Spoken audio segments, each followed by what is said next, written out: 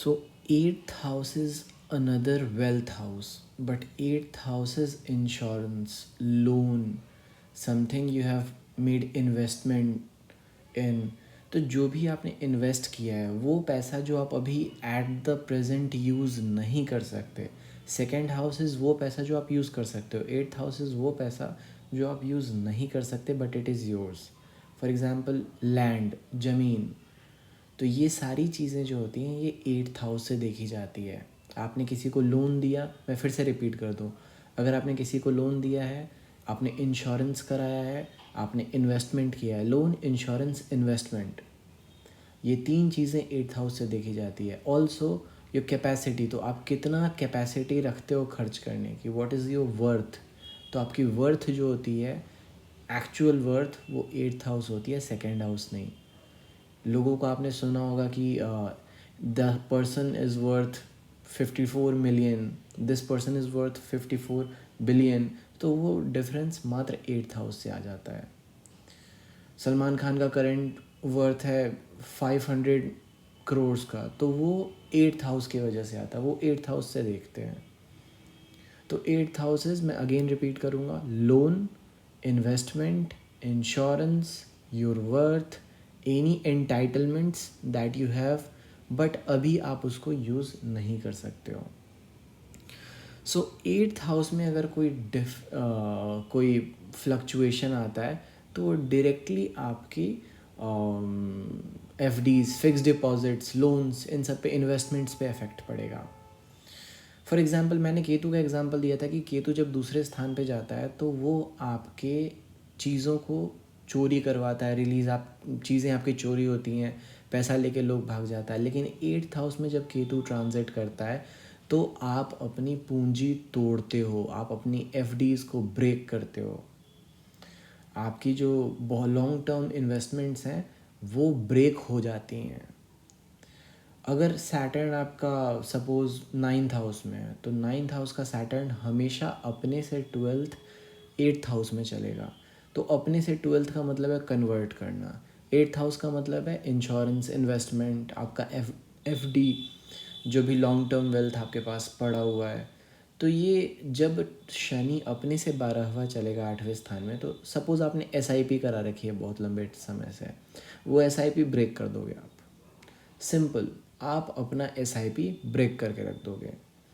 तो सिंपल आपको ये याद रखना है. अच्छा, इससे पहले कि मैं और आगे बढ़ूँ, मैं एक बात आपको बता दूँ.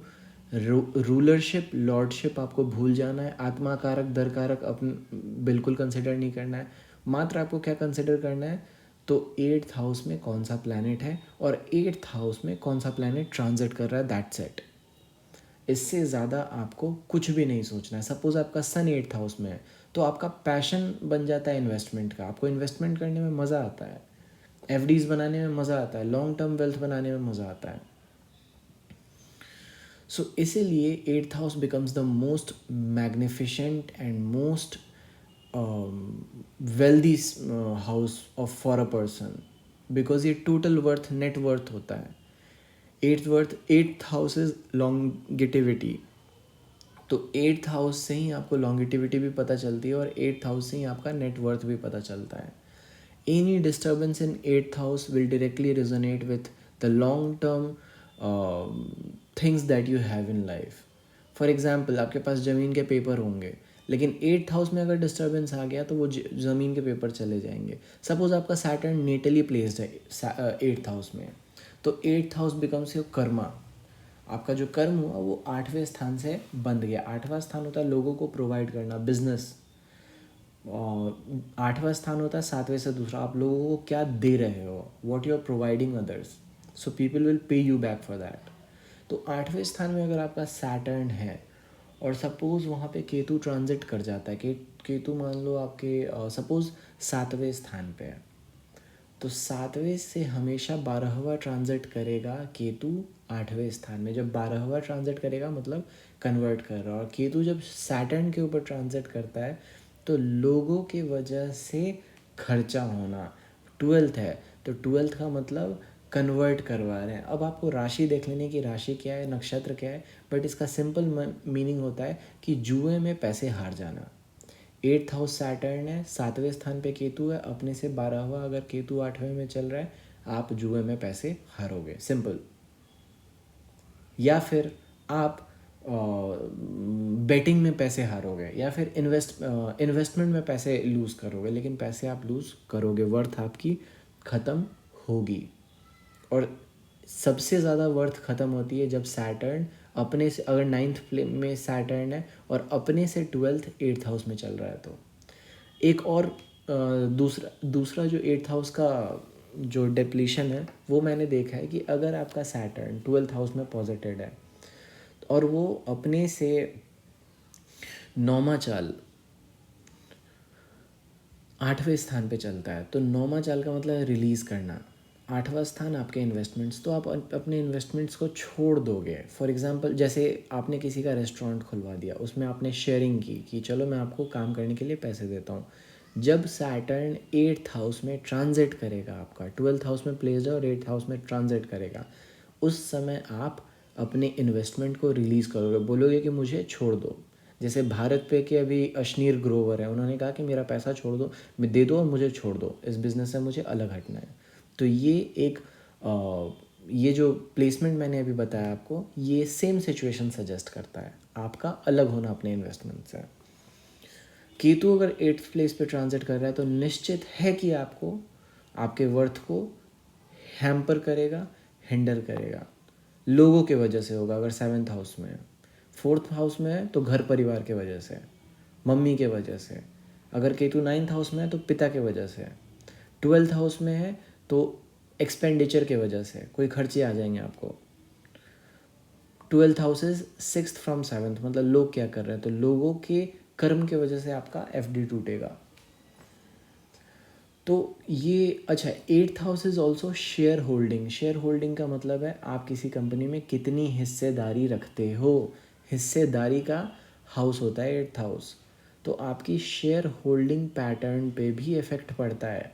अगर आप किसी बड़े कंपनी के प्रोमोटर हो या फिर आप मार्केट में ऑपरेटर हो, अगर आपका 8th हाउस पे केतु ट्रांजिट कर रहा है, या फिर कोई भी प्लैनेट जुपिटर ही है, जो प्लेसमेंट्स मैंने बताया उस प्लेसमेंट्स के साथ अगर 8th हाउस में ट्रांजिट कर रहा है, तो आपके इन्वेस्टमेंट्स पे इफ़ेक्ट पड़ेगा, शेयर होल्डिंग पे इफ़ेक्ट पड़ेगा। हाउएवर मैंने देखा है कि जब भी जुपिटर 8th हाउस में ट्रांजिट करता है तो इंसान की शेयर होल्डिंग बढ़ जाती है।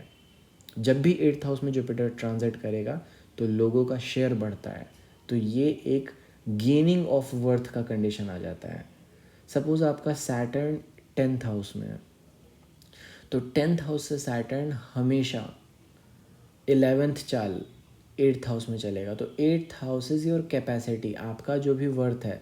तो ये जब 8th हाउस में चलेगा तो आपका वर्थ बढ़ेगा, you are gaining, what you are gaining, तो आपके वर्थ में इजाफा हो रहा है। But at the same time 10th house is ending, किसी चीज़ को ख़त्म करना, फिनिश करना।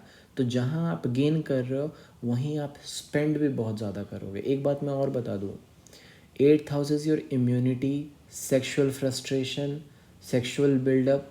तो ये सेक्शुअली हाइपर टाइम होता है किसी के लिए भी। अगर आपका सैटर्न 10th हाउस में है और वो 8th में ट्रांजिट कर रहा है, तो you are gaining more and more peace within by ending the frustration.